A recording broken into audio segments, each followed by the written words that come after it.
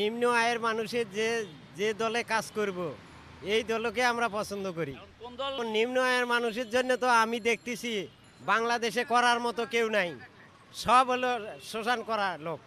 আমি এক দলকেও এখনো ভালো মনে করি না, সবগুলোই শোষণ করে। নিম্ন আয়ের মানুষের ধ্বংস করে দিচ্ছে। নিম্ন আয়ের মানুষের কিচ্ছু নাই, এগো খালি এই যে রাস্তা পথে গায়ে শুতে থাকতে হইব। দল ধরছি, একটা তিনটা দেখলাম, তিনটা যে চোর। আহা, নতুন দল। কোনটা? আচ্ছা, নতুন দল হচ্ছে বাংলাদেশ জাতীয় নাগরিক পার্টি, মেবি হ্যাঁ। এনসিপি। আচ্ছা, তাকে আপনারা সাপোর্ট করতে চান এখন? হ্যাঁ। ওকে, থ্যাংক আমরা বর্তমান বাংলাদেশে তিনটা দলকে আমরা দেখেছি।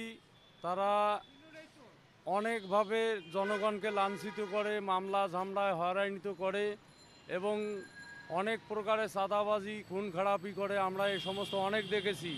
আমরা এই তিন দলকে আর চাই না। আমরা বর্তমান বাংলাদেশে জাতীয় নাগরিক পার্টিকে আমরা পুনরায় সারা বাংলাদেশের মানুষ আমরা আবারও দেখতে চাই এই নতুন দলকে, এবং জনগণ তাদের পাশেই থাকবে। এটা তিন দল, সেটা হলো বিএনপি এবং জাতীয় পার্টি, আওয়ামী লীগ।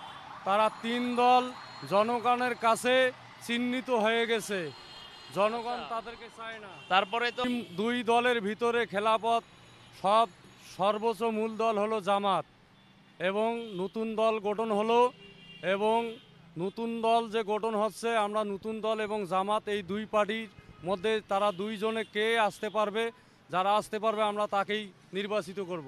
কিন্তু আমার পক্ষে জাতীয় নাগরিক পার্টি তারা যদি বাংলাদেশে আসতে পারে তাহলে জনগণের জন্য ভালো হবে। যেটা আগে ছিল সেটাই ভালো মামা, সেটাই ভালো। কাজ কাম উন্নয়ন, এখন ছিনতাইবাজি হয়, চাঁদাবাজি হয়, আমাকেও গাড়ি দিয়ে জানের নিরাপত্তা নাই, এখানে সেখানে যায় গাড়ি ধরে ছিনতাই হয়। এটা আগে ছিল না। যারা হত্যা করছে তারা সাজা পাইবেই।